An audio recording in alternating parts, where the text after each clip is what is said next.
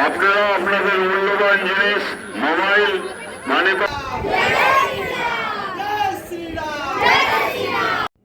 Hi everyone, welcome to my new blog. তো কেমন আছো তোমরা সবাই?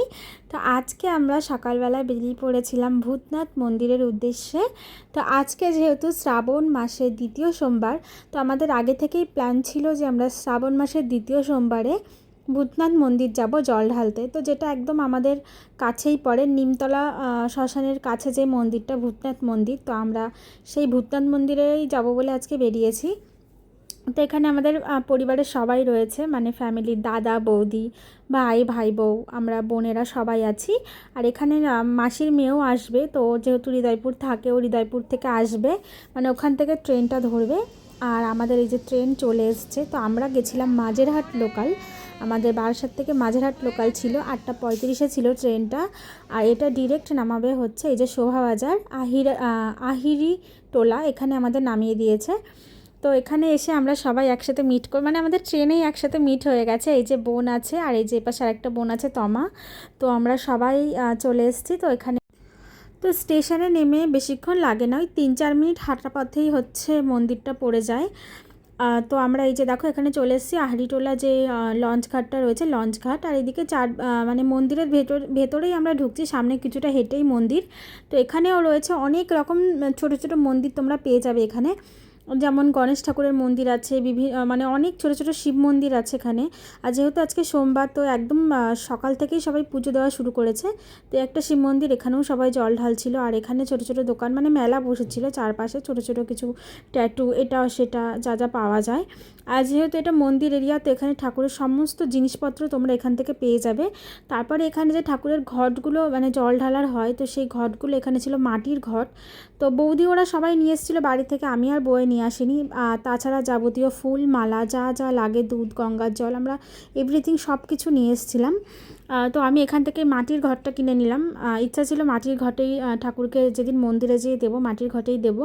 তো এখানে দেখো এই ঘটগুলো 30 টাকা বলছিল, ছোটো ঘটগুলো 20 টাকা করে বলছিল।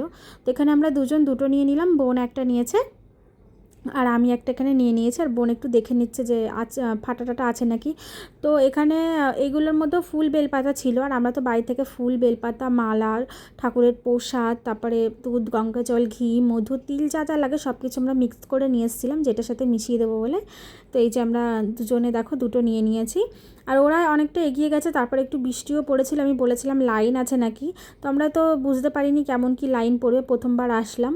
আর এখান থেকে যদি তোমরা ফল নিতে চাও, ফলও নিতে পারো, এখানে সব কিছুই পেয়ে যাবে। দেখো এখানে বেলও আছে, নারকেল, সব কিছু আছে। তো ওখানে তো ফল দেওয়ার মতো কোনো জায়গা আমরা দেখলাম না, মানে তোমরা জলটাই ঢালতে পারবে, ভেতরে এতটা পরিমাণ ভিড়। তো যাই হোক, দেখো এখানে এবার আমরা ওদের কাছে যাচ্ছি, এগিয়ে ওরা অনেকটা দূর চলে গেছে, জানি না যে পেছনে আমরা এগুলো কেনাকাটা করতে দাঁড়িয়ে গেছি। তারপর এখানে কিছু মিষ্টি দেখলাম, তো বাড়ির জন্য মানে পুজোও দেবো ঠাকুরকে আর বাড়িতেও নিয়ে যাব, সেই জন্য এখানে বলছিল একটা যেটা একটু বেশি সেটা বলছিল 50 টাকা, আর যেটা একটু কম প্যাকেটে থাকে তো সেটা বলছিল 30 টাকা।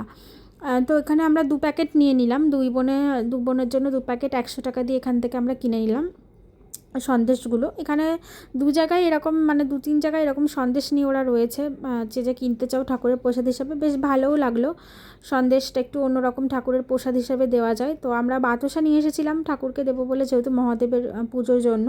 তো দেখো এই যে আমাদের কেনা হয়ে গেছে।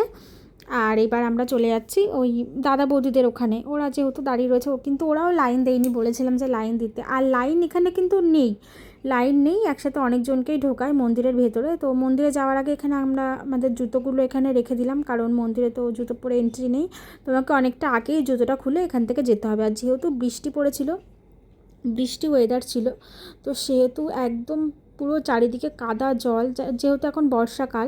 তোমাদের একটু দেখাই, দেখো এখানে নিচটা কি পরিমাণ কাদা আর এত মানুষের ভিড়। তো যাই হোক, এবার মন্দিরের দিকে এগোনো যাক, চলো। আর এই যে এটা হচ্ছে মেন মন্দিরের পাশে, এখানে বিভিন্ন খাবারের দোকান, জল, ফুল মালা, যার যা লাগে, অনেকে গঙ্গার জল বাড়ি নিয়ে যেতে চায়, তো সেখানে ড্রাম ট্রাম সব কিছু তোমরা পেয়ে যাবে, যদি ঠাকুরের কিছু কিনতে চাও পেয়ে যাবে। তো মেন এখন আমরা মন্দিরের দিকে ঢুকে যাচ্ছি। এরকমই পুরো মন্দির এরিয়াটা সুন্দর করে সাজানো ছিল। আর দেখো এখানে কোনো লাইনই নেই, আমি বলেছিলাম না যে লাইন হয়তো অনেক থাকবে। তো বোনরা অনেকটা এগিয়ে চলে এসছে, ওরা ফুল মালা টালা বের করছিল। আর এই এই হচ্ছে মেন মন্দিরটা, যে মেন মন্দির সেটা হচ্ছে মেন মন্দিরটা, কিন্তু এখানে বেশিক্ষণ দাঁড়ানো বা ফোন কোনো অ্যালাউ নেই, তাও তোমাদের যতটুকু পারবো আমি দেখাবো। আর এই যে এরকম পুরো ফুলমালা দিয়ে সাজানো ছিল, আর এখানে প্রচুর রেস্ট্রিকশান, ফোন ওরা অ্যালাউ করছিল না, তাও আমরা তুলেছি। আর এই হচ্ছে মেন মন্দিরের প্রবেশদ্বার, মানে মেন গেট, ভূতেশ্বর মন্দির, শ্রী শ্রী ভূতেশ্বর মন্দির লেখাই রয়েছে দেখো। তো এই ভেতরটা এসে একটু ভিড় ছিল, তাছাড়া এখানে কোনো লাইনের ব্যাপার নেই, এই জায়গাটা একটু ভিড় জমেছিল, ভেতরে যতটুকু যেতে হয় তো ততটুকুই এখানে ভিড়। তো এই প্যাসেজটা একটু ছোটো ছিল, আর যেহেতু দুদিক দিয়ে লাইন করেছিল, একটা পেছন সাইড দিয়ে আমরা ঘুরে আসলাম, আর একটা ওই দিক থেকে একটা লাইন হয়েছিল, ওটা আমি জানি না কোথার থেকে। তো আমরা মেন মন্দিরের ভেতরে একদম ঢুকে গেছি। এই যে আমরা ঘরটার মধ্যেই ফুল মালা টালা যা যা নিয়ে এসেছিলাম বললাম, বেলপাতা, সেগুলো সব একবারে নিয়েছি, কারণ ওখানে গিয়ে বের করে গুছিয়ে জল ঢালার মতন সময় ওখানে পাবে না, একবারেই বের করে নিয়ে যাওয়াটা ভালো, কারণ প্রত্যেকটা মন্দিরের একই রকম সিস্টেম, যতই ওরা গাইড দিক না কেন লাইনটা নিয়ে যাওয়া পর্যন্ত। ভেতরে যে কী পরিমাণ, মানে তো ভেতরে কী পরিমাণ ভিড় হয় তোমরা তো সেটা সবাই জানো প্রত্যেকটা মন্দিরেই, কারণ যেহেতু ফেস্টিভ সিজন, আর যেহেতু একটা মানে সোমবার, শ্রাবণ মাসের দ্বিতীয় সোমবার, তো ভিড় তো মানুষের হবেই। কিন্তু মেন মন্দিরের আমার এটাই খারাপ লাগে, ভেতরে গিয়ে কোনো মেনটেনেন্স কোনো মন্দিরেই রাখে না। তো তারপরে আমাদের মন্দির থেকে তো পুজো দেওয়া হয়ে গেল, তো সেটা একটা মানে কি বলবো অন্যরকমই এক্সপিরিয়েন্স ছিল, এতটাও ভাবতে পারিনি। মানে যারা শাড়ি পরে যাবে তাদের একটা কথাই বলবো, মানে শাড়ি হয়তো গায়ে নাও থাকতে পারে, এতটাই অসভ্যতামিভাবে সব ভেতরে মানে মারামারি করে জল ঢালছে। যাই হোক, অবশ্যই জলটা ঢেলেছি ঠাকুরের মাথায়। তো তারপরে আমরা এখানে এসেছি, এই যে এই লেখাগুলো যেগুলো দেয় খুবই ভালো লাগে ঠাকুরের। তো আমরা সবাই প্রথমবার এরকম লেখাগুলো নিলাম, এই মন্দিরে এসে দেখলাম এগুলো মানে এরকম রয়েছে সবাই দেওয়ার জন্য। তো ফার্স্টে ওর একজনের কাছ থেকে নিয়েছিল, কিন্তু উনি বেশ ভালো করতে পারেনি, ওনার ছাপটা বেশ ভালো পড়ছিল না। তো তারপরে সামনে এসে আমরা এনাকে দেখি, তো এনার থেকে আমরা সবাই মিলে একে একে এবারে পরিবারের সবাই, এই যে বৌদি নিচ্ছে, আমি নিলাম, তার আগে মামি ছিল, ছেলে ছিল, সবাই আমরা নিলাম। আর এটা হচ্ছে আমার ভাই বউ। তো সবাই এক এক করে এই মহাকাল বা শিব শম্ভু যেটা লেখা রয়েছে এগুলো সব নিলাম। আর এবার হচ্ছে বোনও এই যে নিয়ে নিচ্ছে মাথায়। তো খুব ভালো লাগে এইগুলো সবাই দেখি, মানে কেউ বাদ নেই যারা এই মন্দিরে পুজো দিতে এসছে যে কেউ করেনি, তো সবাই এগুলো করেছে। আর এই যে ছেলেদের কোনো ব্যাপার নেই, পড়ুক না পড়ুক কপালে ওদের একটু হলেই হলো। তো তারপরে এই যে হলো দাদার হয়ে গেল, আর এই যে হচ্ছে ভাই, ছোট ভাই আমাদের। তো এবার হচ্ছে ভাই দিচ্ছে। তো পরিবারের সবার এখানে নেওয়া হয়ে গেছে। তো তারপরে ফাইনালি একটু ঠান্ডা জল খেলাম, মানে পুজো না দিয়ে জল খেতে পাচ্ছিলাম না, জল খেয়ে ফাইনালি গলাটা একটু ভিজিয়ে নিলাম। প্রচণ্ড গরম, ওই একটু ছিটেফোঁটা বৃষ্টি একটু এসেছিলো, আর হাওয়া বাতাস তো নেই। তারপরে চারিদিকটা যেন কেমন মনে হচ্ছে একদম থমকে রয়েছে। তো তারপরে আমরা জুতো নিয়ে আমরা চলে এসেছিলাম গঙ্গার পাড়ে, মানে ওখান থেকে জুতো নিয়ে গঙ্গার থেকে পা ধুয়ে তোমাকে জুতোটা তুমি পরে নেবে ওখান থেকে।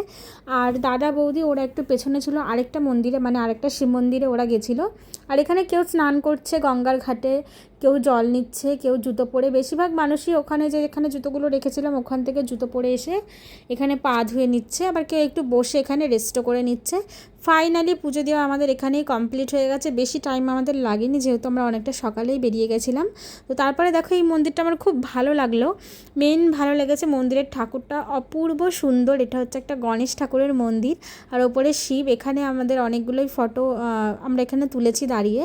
তো এখানেও ভেতরে শিব ছিল, শিবের পুজোও হচ্ছিল, আর এখানে হচ্ছে গণেশ ঠাকুর। তো ঠাকুরটা আমার খুব ভালো লেগেছে দেখতে, তো আমি ভেতরে একটু তোমাদেরকেও দেখালাম। দেন আমরা বাইরে এসে এখান থেকে একটু পেয়ারা নিয়ে নিলাম, পেয়ারা খাবো বলে, কারণ এখানে খাবার কোনো পরিবেশ নেই, এক তো খুবই নোংরা দোকানগুলো, তোমরাও খেও না, গঙ্গার জল তুলে ওরা ডিরেক্ট এখানে রান্না করে, তো এরকম তোমরাও খেও না। তো তোমরা যাই হোক একটু ভালো পরিবেশ দেখে এখান থেকে খেও। আমরা নিলাম এখানে একটু পেয়ারা নেওয়ার পরে আমরা কিন্তু বাড়ি যাচ্ছি না, আমরা যাচ্ছি আরেকটা জায়গায়। কোথায় যাচ্ছি সেটার জন্য আসছে সেকেন্ড পার্ট, তো সেটা তোমাদের সেকেন্ড পার্টের জন্য ওয়েট করতে হবে। তো আজকে এইটুকুই ছিল, চলো টাটা।